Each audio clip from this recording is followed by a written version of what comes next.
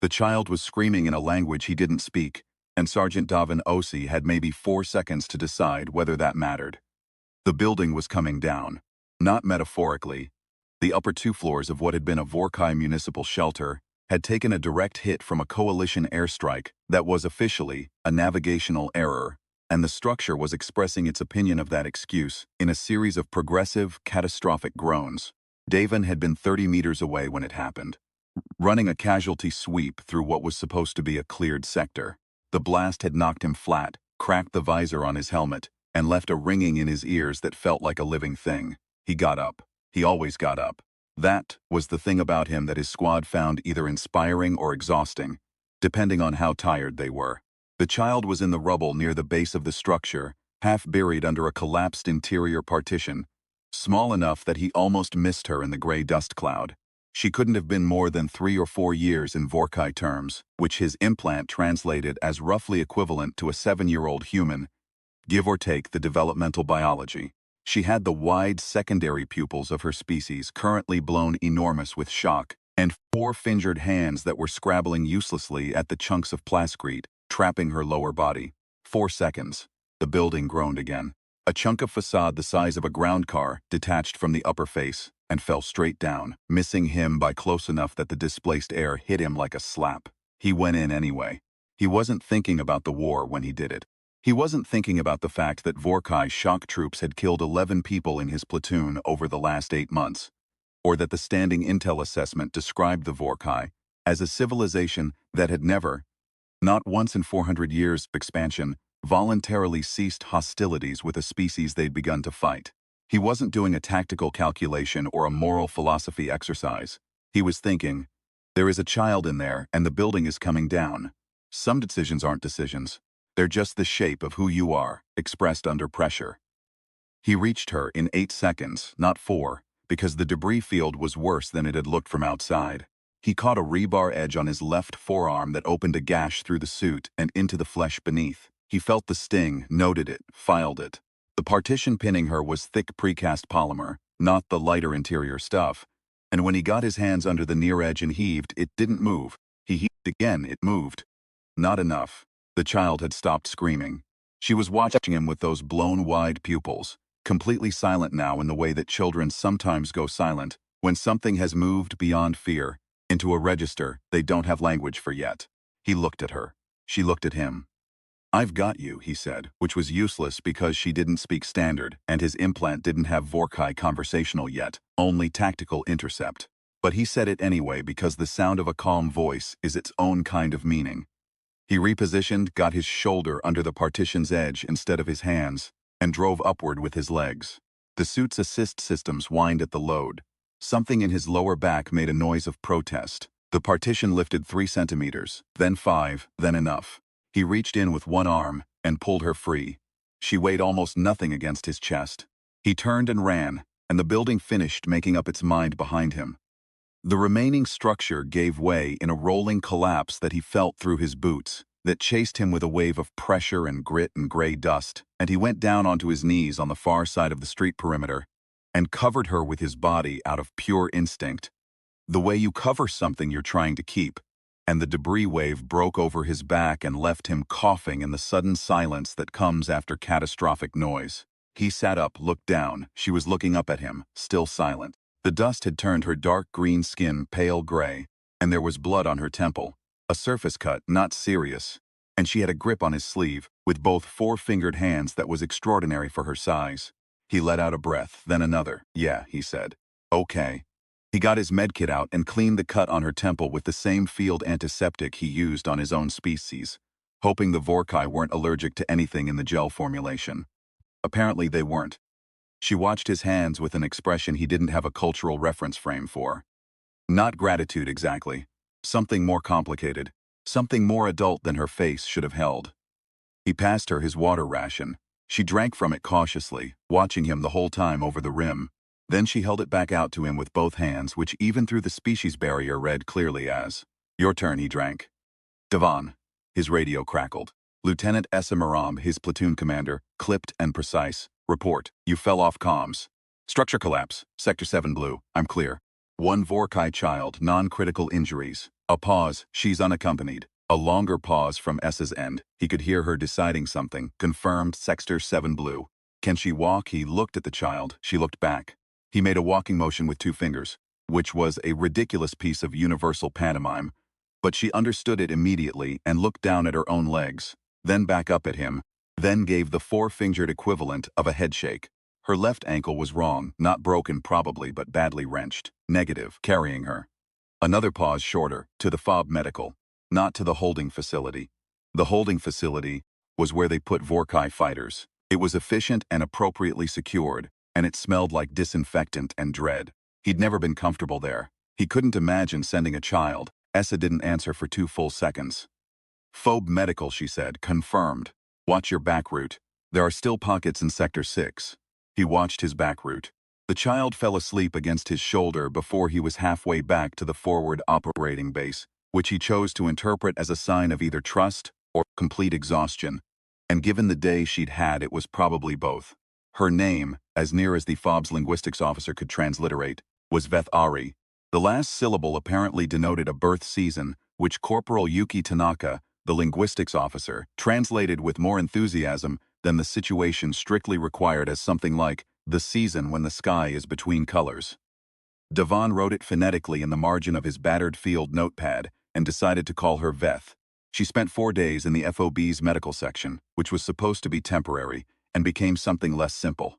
The medic, Specialist Oren Chow, confirmed a moderate ankle sprain, treated the head laceration, and found 2 cracked ribs he hadn't noticed in the chaos of the extraction.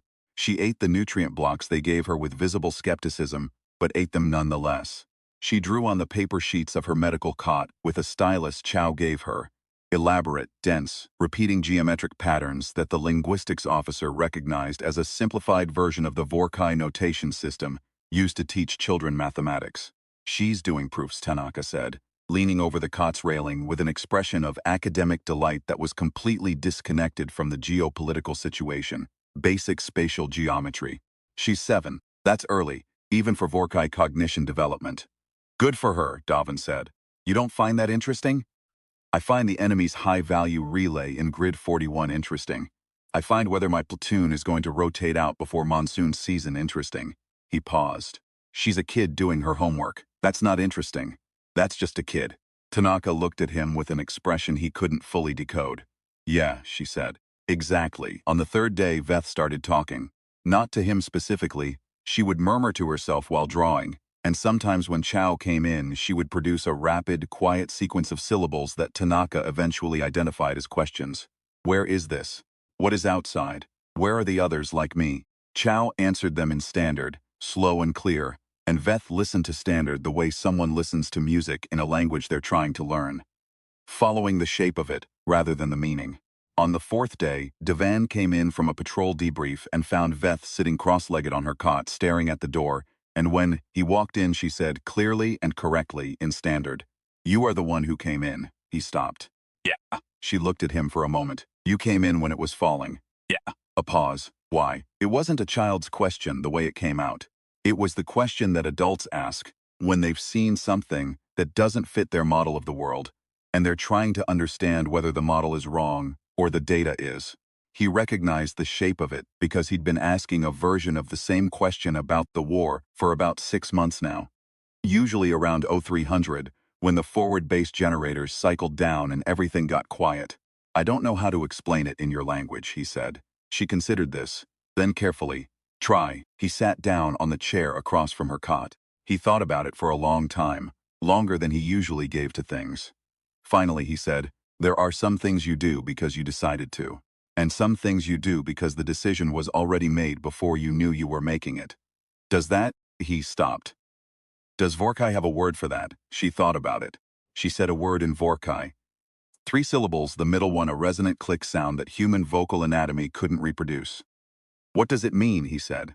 It means, she looked at the ceiling, working in a second language, which he had a new respect for, the action that is older than the thought. He looked at her. Yeah, that. She nodded slowly. Then she went back to her geometry. He came back every day after that. It wasn't something he planned or formalized. He came back because he was curious, which was something he didn't examine too closely, and because she was learning standard with an accelerating urgency that made the conversations increasingly interesting. And because Chow mentioned that she slept better when Davan was in the building, and that felt like information he was responsible for. He brought her things. Not meaningful things, not calculated things, whatever he had. A playing card with a photograph of a landscape on it that he'd been carrying for luck since basic training. A piece of wire he bent into a geometric shape when she told him the name of it in Vorkai. Ration crackers he'd developed the theory she preferred to the protein blocks, which turned out to be correct. She received each of these with the same expression, a careful, measuring attention. Like someone who had learned not to accept things carelessly because the learning had cost something.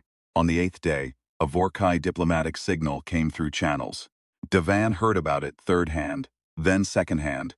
Then Essa called him in and told him directly, standing in the cramped command tent with her arms crossed and her expression doing something he'd never seen it do before. The Vorkai matriarch of the 7th Fleet cohort has sent a signal, Essa said. She is requesting custody transfer of a child, Vethari, daughter of the matriarch, who is, apparently, the single most senior military commander in this theater of operations. The tent was very quiet except for the generator hum and the distant percussion of ordnance several grids east. She's asking for her daughter back, Davin said. She is. And she is also asking, Essa said, with the particular precision of someone delivering information they find complicated, for the human soldier who retrieved her to present her personally. The translation is approximate, something between an honored witness and a formal creditor, someone whose name the matriarch's family owes a specific recorded debt to. Essa unfolded a printed translation sheet, looked at it, put it back down. She's not asking for you as a prisoner, Davan. She's asking for you as a guest, with full diplomatic protections under Vorkai Compact Law, which the Xeno Diplomacy Office is apparently very excited about because it's the first time that framework has been extended to a human in the entire war. Davan said nothing. Command is asking for a volunteer, Essa said. How long would I be? Unknown. Would there be extraction protocols? There would be diplomatic protocols, which the Xeno Diplomacy Office considers approximately equivalent, and which I consider, Essa said carefully, categorically different. He understood what she was saying. She was saying, this is your choice, and I will support it either way, and I want to make sure you know it is genuinely your choice. She asked for me specifically, he said. The description she gave was precise. Human male, tall for the species, a cut on the left forearm that was treated with field dressing visible as a specific color pattern against the suit, which it turns out is how Vorkai identify individuals in the field. They read wound history. Essa paused. Veth described you to her mother. He sat with that for a moment. I'll go, he said. Essa let out a breath that had been contained for a while. I'll tell command. You have 18 hours. He went back to medical. Veth was awake, drawing. She looked up when he came in, and there was something different in her expression. A tension in the secondary pupils, a set to the jaw. You heard, he said. The medic told me. Her standard had smoothed into fluency so quickly it was still slightly startling. My mother sent a signal. Yeah, she looked at her drawings for a moment. You don't have to come, she said quietly. I know. You don't know my mother. No, she is. Veth searched the vocabulary she had and seemed to decide it was inadequate for what she was trying to describe. She is why we are still fighting. She believes certain things cannot be yielded. She has believed this for a long time. She looked up. She is not wrong that I need to go home. She may be wrong about other things. Like whether humans are worth the diplomatic framework. Like whether anything that a human does could ever mean what it means when a Vorkai does it. She said it evenly, not as an accusation, as a fact she'd grown up absorbing and was now looking at from a different angle. She has not met any humans except in the context of the war. Neither have most of my people met any Vorkai except in the same context, David said. I know. She looked at him steadily. That is why I told her to ask for you. He was quiet for a moment. You asked her to request me. I described you. I told her what happened in the building. I told her what happened after. She looked down at her drawings again, the dense geometric proofs, the inherited mathematics of a civilization that had been expanding and fighting and calculating for 400 years. I told her you gave me your water. He didn't know what to say to that. She will test you, Veth said. She does not know how not to. It is the way she is built. But she asked for you, which means she is at least. Another search through vocabulary. She is at least considering the possibility that the model is wrong. He picked up the playing card that he'd given her a week ago. She'd been using it as a bookmark in the standard language primer Tanaka had provided. He looked at the landscape on it. A valley somewhere in the northern hemisphere of Earth he'd never actually visited, generic pastoral, the kind of thing they put on lucky objects for soldiers. He put it back. "I'll see you on the other side," he said. She held up her four-fingered right hand in the gesture he'd learned, meant something between goodbye and a formal acknowledgement of a shared experience. He held up his own right hand, four fingers spread, missing the fifth. The Vorkai courier vessel was unlike anything he'd traveled in before. Not in the way that alien technology is often presented as incomprehensible and eldritch, but in the way that a very different solution to the same problem can be disorienting simply by demonstrating that your assumptions were assumptions. It was quieter than coalition vessels. There were no crew quarters in any configuration he recognized. The lighting was in a spectrum slightly shifted toward the deep violet end, which left human vision in a state of mild perceptual effort for the entirety of the 3-day transit. The escort. Two Vorkai officers who did not speak standard and communicated with him through a translation device that had about 70% accuracy, fed him. That was their primary mode of engagement with him. Food appeared at regular intervals outside the small cabin they'd given him. And it was always something different, and some of it was inedible by human biology, and some of it was remarkably good. And he began to suspect this was itself a kind of test, or a kind of conversation, or both. He slept, he thought. He did the physical training routine he'd been doing since he was 18 years old and couldn't sleep. The one that had started as a strategy for exhausting himself past anxiety and had become, somewhere in the intervening years, the thing that felt most like being at home in his own body. Push, hold, release, begin again. On the second day, one of the officers opened his door and watched him for several minutes before the translation device said, with its characteristic mechanical flatness, "You do this without purpose?" He kept moving. What would the purpose be? The device processed. Combat preparation, territory preparation, threat display. None of those, he said. It's more like, it keeps the mind and the body talking to each other. Otherwise, they stop trusting each other. The translation device was quiet for a long time. The officer said something at length. The device rendered it as, "The matriarch will find this concept relevant."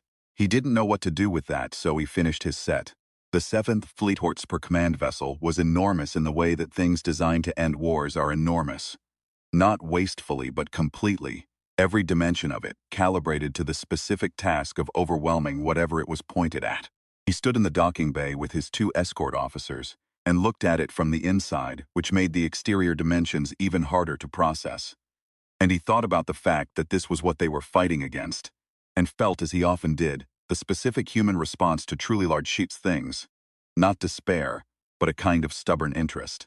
The matriarch met him in a chamber that he would have described as a great hall, if the Vorkai built great halls. They didn't exactly, but they built large chambers that served the social function of great halls in ways that were different enough to notice and similar enough to recognize. The ceiling was high. The light was directional. There were others present. Officers, he guessed, by the configuration of their markings, arranged at the edges of the space in a way that felt less like an audience and more like a structure. Like the room itself had a grammar. She was tall for Vorkai, which made her tall by most standards. The markings on her throat and forearms that denoted, Tanaka had briefed him, both her lineage and her command history, were dense and layered in a way that indicated a very long career of both. She stood at the far end of the chamber in a posture that was not aggressive but was absolutely not relaxed. And she watched him cross the distance between them with the expression of someone studying a phenomenon that doesn't fit their taxonomy. He stopped at what felt like the appropriate distance, far enough for formality, close enough for directness. And he said nothing because she had called this meeting. She spoke at length in Vorkai. The translation officer beside him rendered it in a murmur. She says, "You entered a collapsing structure to retrieve a child of the enemy. She asks why you did this." He had been thinking about this for 3 days of transit. Because she was a child, he said, and the building was falling. Translation. The matriarch's expression didn't change, but something around the secondary pupils shifted in the way he was beginning to recognize as a reassessment happening in real time. She spoke again. Translation. She says, "This is not a sufficient reason. An enemy child represents a future combatant, a future threat. The logic of war does not permit sentiment toward future threats. The logic of war is correct, Davin said, but I wasn't operating inside the logic of war in that moment. I was operating inside a different logic. Translation. The matriarch's eyes narrowed. She spoke. Translation. She asks, what logic? He thought about the three-syllable Vorkai word with the resonant click in the middle. He said it, badly, with the wrong phonetics, but recognizably. There was a long silence. The matriarch said something short and sharp, not to the translator, to the room. He didn't need translation for the effect. The officers at the edges of the chamber were still, in the way people go still, when something unexpected happens in a formal context. She spoke to him again slowly. The translator murmured. She says, my daughter taught you that word. Yes, she says.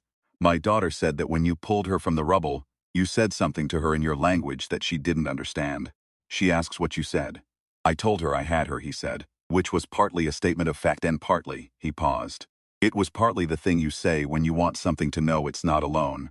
Translation. The matriarch was quiet for a long time. When she spoke, the translator worked slower than usual, more carefully. She says you are aware that this changes nothing. The war does not stop because of the action of one soldier in one collapsing building. I know, he said. She says, you are aware that she cannot allow a human to stand in this chamber and be presented as a symbol of human virtue, because the logic of the conflict requires that she hold a certain position. I understand, he said. She says, and yet, the translator paused. She says, and yet she asked for you. Because her daughter described the way you gave her your water, and told her to drink first. And when Veth held it back out to you, you took it and drank in turn. And this action, the translator was quiet. Then, she says this action is not in the Vorkai record of human behavior. It does not appear anywhere in the intelligence assessments. It does not appear in the intercepted communications. It does not appear in the accounts of prisoners, she says. A small action. She says, she does not know what to do with a small action. He stood in the large chamber with its directional light and its grammar of arranged observers, and he thought about Veth drawing geometry in a fob medical bay. He thought about a child asleep against his shoulder in a dust cloud. He thought about a playing card with a landscape on a planet he'd never bothered to visit. A small action is still an action, he said. That's all I've got. Translation, silence. The matriarch looked at him for a long time. Then she looked past him, at the entrance to the chamber, and he turned. Veth was there, ankle-wrapped, moving with a slight, careful quality, but moving. She had been brought on the same vessel he had, and he hadn't known. She crossed the chamber floor and stood between them, between her mother and the human soldier, and looked up at the matriarch and said something in Vorkai, something short and clear. The translator murmured. She says, he is what I told you. The matriarch looked at her daughter. Something happened in her face. Not a softening exactly, but a reorganization. The same thing that happens when a very accurate measurement yields an unexpected result, and the scientist has to decide whether to trust the instrument. She looked back at Davin. She spoke. The translator said, she says, you will be returned to your forces, with full safe passage under compact law. She says, the debt of the matriarch's family is recorded. A pause. She says she does not know yet what it means that you exist. Neither do I most days, he said. The translator worked this through Vorkai equivalence. The matriarch's secondary pupils did something he'd never seen Vorkai secondary pupils do before. He thought it might have been a laugh. Veth looked at him. She held up her four-fingered right hand. He held up his four fingers spread. The transit home took 4 days. He spent most of it thinking in circles and sleeping badly and running his maintenance routine in the small hours until the body and the mind were talking to each other again, which was the best he could do and had always been the best he could do and had, historically, been enough. Essa met him at the forward base landing pad in the pre-dawn dark, which she didn't have to do, and which told him something about her that he'd already known. How was it, she said. He looked at the dark sky. The stars here were the same stars as everywhere, which still struck him as remarkable even after years of deployed service. Strange, he said. Educational. The food was, he considered, about 40% good. Essa almost smiled. Xenodiplomacy is going to want a full debrief. I know. Command has questions about the diplomatic framework implications. I figured. The war is still happening, she said. Yeah. He looked at the sky a moment longer. I know. She handed him a folded piece of paper. He opened it. It was a geometric proof in a child's careful hand. The repeating pattern Veth had been developing in the medical bay. Completed now, signed at the bottom with the 3-syllable Vorkai notation he recognized as a name. On the back, in standard, in the same careful hand. The action older than the thought. He folded it and put it in the chest pocket of his jacket, next to where the playing card used to be. The generators cycled. The base came back to its version of life. He went to find his platoon, and his coffee, and the ordinary machinery of the next day. The war was still happening. But something somewhere in the record of events had been written down.